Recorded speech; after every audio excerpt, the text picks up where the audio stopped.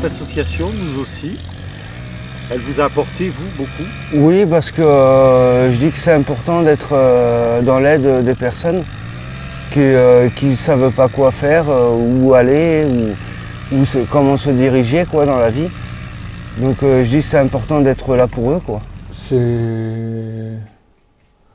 un peu embêtant de se faire insulter ou regarder de travers, quoi. Enfin, Ce qui me tient le plus à cœur, c'est que déjà respecter les personnes en situation de handicap. Après l'autonomie, ça, et après vivre normalement en société, voilà. Parce que la France c'est aussi global et faire partie. On est des citoyens et ça me tient beaucoup à cœur. Et je défends tout ça. C'est souvent la peur de l'autre, enfin la méconnaissance d'abord, la peur qui est liée à cette méconnaissance, qui fait que on arrive à un manque de solidarité. Et quand on commence à connaître, quand on commence à s'investir, quand on commence à être dans une relation humaine et de solidarité, cette peur disparaît. Et c'est là qu'on devient vraiment aidant pour l'autre. Et c'est là qu'on fait vraiment notre travail de solidarité en tant que citoyen dans une république équilibrée et apaisée. Il n'y a pas longtemps, je vais en parler avec ma tutrice, parce que je la vois bientôt aussi encore, pour finir mes écrits. Et je lui disais à ma tutrice, ce que je me suis régalée, c'est de parler avec les gens en langue des signes. Voilà, parce qu'avec le GEM, nous avons quelqu'un qui est malentendante et on apprend à parler avec langue des signes. Et ce que le GEM m'a appris, moi j'ai réutilisé avec eux la MDPH. Donc j'ai pu dialoguer un petit peu avec quelqu'un et ça pour moi c'était la plus belle récompense de dialoguer avec ces gens-là. Et ces gens-là ne me jugeaient pas parce que je les jugeais pas, ils me jugeaient pas. Et ça, je me sentais plus à l'aise avec les gens handicapés quand je faisais les interventions ou les manifestations qu'avec les employés. C'est bien de rencontrer d'autres personnes, discuter, comment ils sont dans la vie, voilà. Je voudrais m'engager, petit à petit ça se fera, mais plus, comme ça, plus professionnellement, si tu veux. Plus m'impliquer, parce que je m'y plais vraiment. Nous avons eu 2 réunions à l'IFAC. Bon, la première fois, il y avait trop de monde, on était trop nombreux. Et bien, mais quand même, ils étaient à l'écoute de ce qu'on disait, voilà. Et après, on en a eu une seconde. Donc il y en avait beaucoup, presque tous étaient intéressés, ils nous posaient des questions. C'était vraiment, ils s'accrochaient à ce qu'on disait, ils en parlaient. Et aussi, bon, nous aussi. Ils ont réussi à rassembler des gens à la même table ronde, très très différents. Il y avait des grands pontes de la responsabilité médico-sociale, mais dans la même table ronde, il y a des gens en situation de handicap. C'est ce qui m'a le plus impressionné, quoi, hein.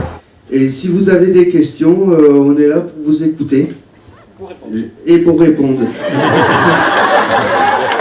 La TDI a réussi à ce que ça se passe comme s'il n'y avait pas de différence entre les personnes qui étaient autour de cette table ronde. Donc qu'est-ce qu'ils veulent les gens? Ils ont envie de s'amuser. C'est pour ça qu'ils demandent toujours plus, comment dire, aux curateurs, curatrices, quoi. Donc même en tutelle, quoi, ils demandent toujours un peu plus. Pour pouvoir s'épanouir un peu. Il y a des jeunes comme ici, donc ils ont besoin de sortir, ils ont besoin de s'amuser, voir du monde. Faut pas avoir honte même qu'on est handicapé de se marier. Ouais. Et il faut tout le temps regarder devant soi. Faut plus regarder derrière. Voilà le message que j'ai envie de faire passer à l'heure d'aujourd'hui. Ben moi je suis contente de parler avec vous. Moi aussi. Parce que c'est ça, c'est transmettre des messages positifs. Et comme je vous ai dit, moi je voulais travailler au départ dans le sanitaire social pour faire bouger les choses. Après c'est une vocation en moi. J'adore aider les autres, voilà, c'est une vocation en moi. Mais aussi je voulais faire bouger les mentalités dans le sanitaire et social.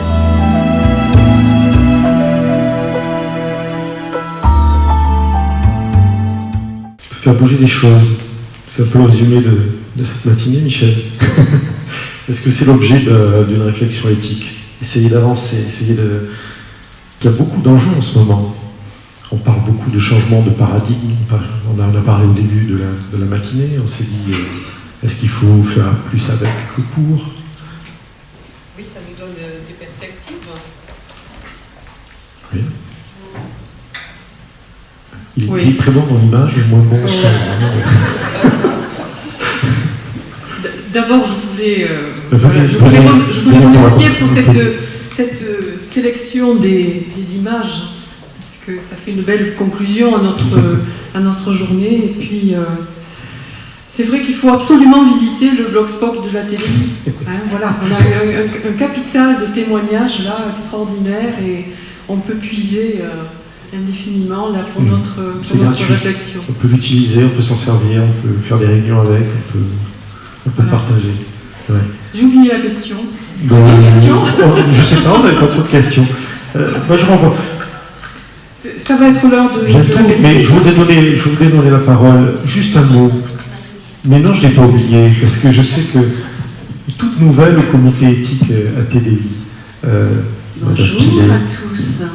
Je ne vais pas conclure. Non, je ne vais pas conclure. Oh non, on a encore 5 minutes. On va faire circuler quand même un petit peu la parole.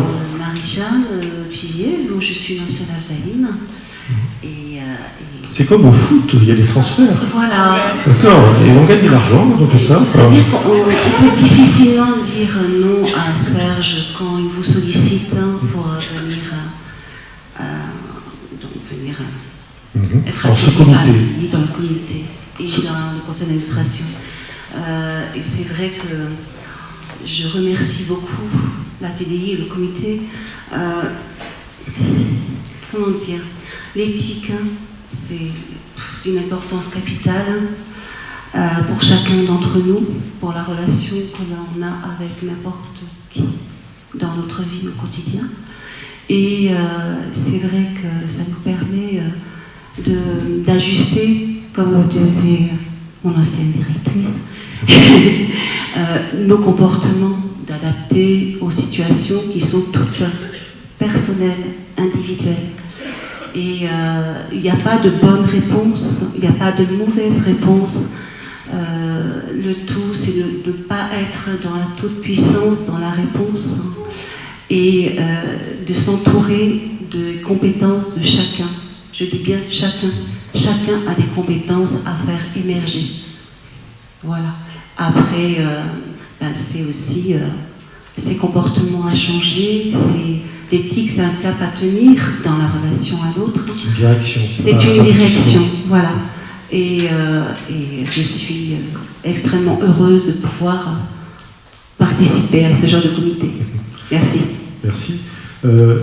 Quelque chose à dire, à rajouter qui vous tient à cœur, que vous avez en travers du Lausier, que vous n'avez pas exprimé depuis ce matin, en disant c'est le moment de le dire. Quelques mots. Oui. Un micro. Là-bas.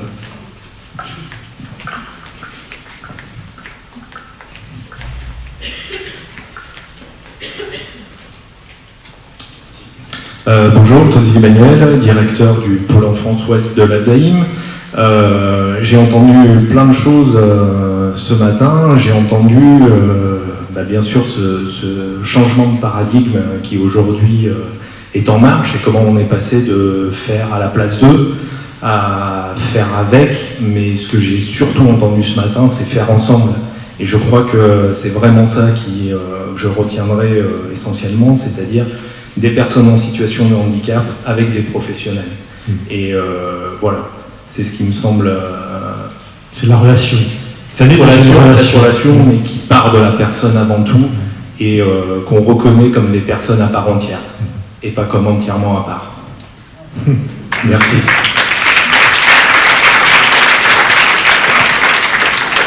Tout en faisant la salle, si quelqu'un va intervenir, je voulais dire que dans le petit film de nous aussi, quand on dit vous avez une question et il a été répondu, je vous écoute, je pense que c'est par l'écoute qu'il y aura la meilleure réponse. Quelqu'un? Oui. Rentrez dans le cercle de parole. Justement, c'est par rapport à ça. J'anime un café philo. Oui. On l'appelle pas café philo, mais groupe de parole. Il y a café dedans, ça rassure. Il y a un café. Il y a un café.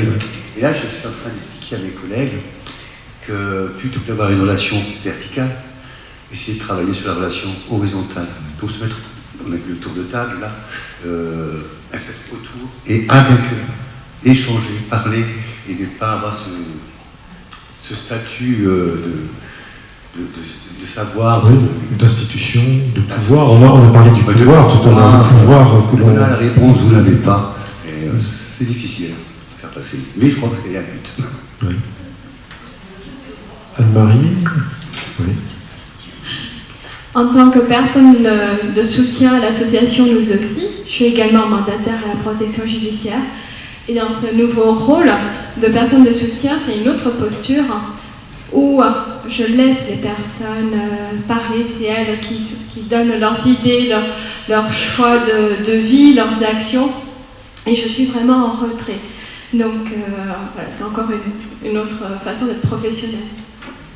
Et s'oublier pour vraiment les laisser parler. Devant. Mais je n'adhère peut-être pas à ça. Hein. Mais c'est tout un travail à faire, je crois, avec les résidents qui n'osent pas. Hein, mais ouais, c'est une posture, mais on arrive à faire des moments de parole informels.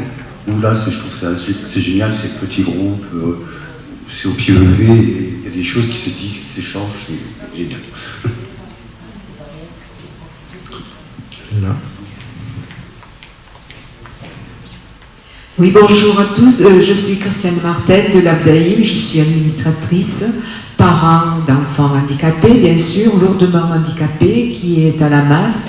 Et je voulais remercier la TDI pour cette demi-journée qui a été vraiment une libération de parole, en fait, je pense, et qui a été, je pense, aussi bénéfique pour tout le monde.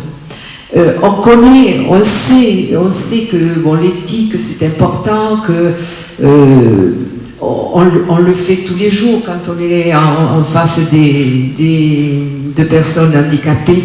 Et je pense aussi, j'ai entendu qu'il manquait des professionnels dans les établissements et que peut-être l'éthique c'était un peu difficile en fait dans les établissements. Mais bon, je pense qu'il y a beaucoup de choses qui ont été faites et j'espère que ça va continuer. Voilà. Merci. Oui. Madame Colomère.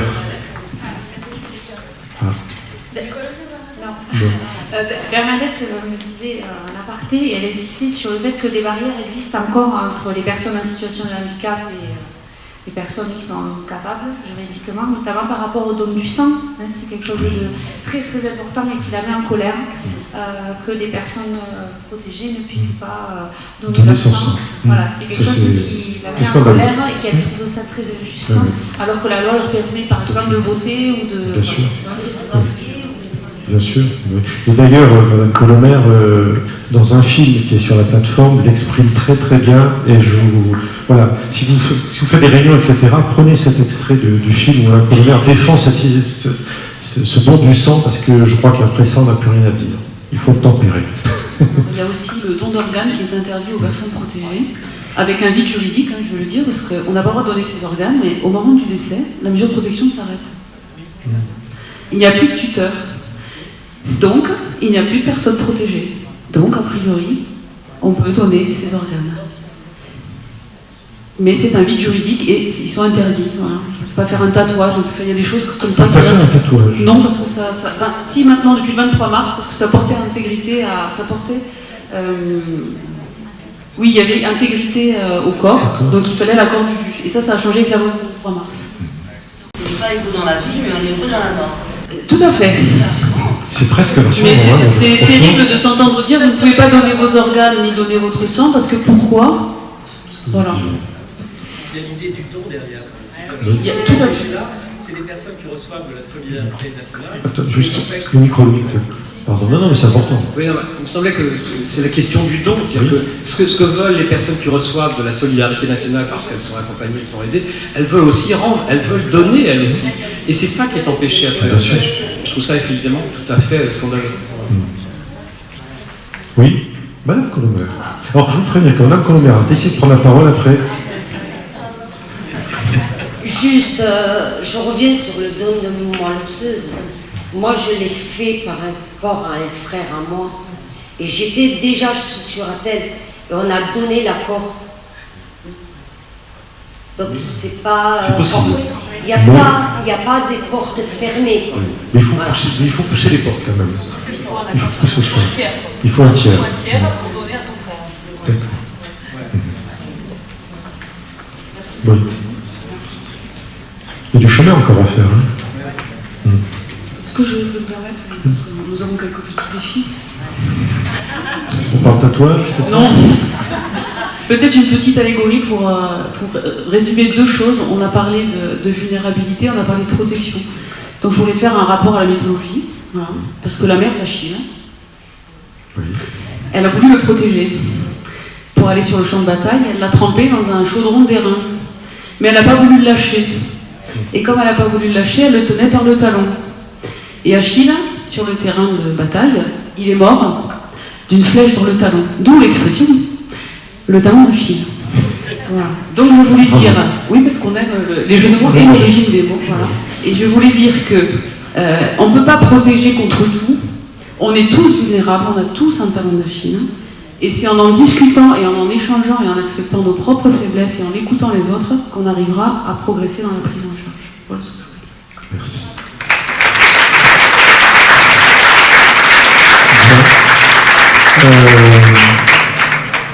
Donc, on vous remercie beaucoup d'être venus très, très nombreux encore ce matin pour cette matinée. C'est pas une journée entière, donc c'était un peu particulier. Puis on a décidé de vous faire confiance, et on a eu raison, puisque beaucoup de choses sont apparues de nos dialogues. Avec Stéphane, on est en train de suivre un projet européen avec Thibaut notamment, de structures que l'Union européenne se rencontrent. Pour vous dire que toutes vos interrogations, elles ne sont pas que ventelaquaises, carcassonnaises, franco-françaises, mais elles sont beaucoup plus générales que ça, et on s'interroge un peu sur toute la planète sur tous ces sujets-là. Et moi, je vous encourage à prendre toute votre part dans ce débat. Vous avez beaucoup de choses à dire et beaucoup de richesses à partager. La TDI, son ADN, c'est toujours de donner la parole aux personnes vulnérables, comme on dit. C'est ce qu'on a fait ce matin, parce que vous êtes tous très vulnérables par rapport à toutes ces questions. Donc on est dans le ton et dans l'éthique de la TDI. Cette vulnérabilité, la vôtre, vous l'avez partagée. Donc merci encore de votre confiance. Avant de traditionnel apéritif, on va quand même, si vous n'avez rien à rajouter, Madame la Présidente, donner la parole à...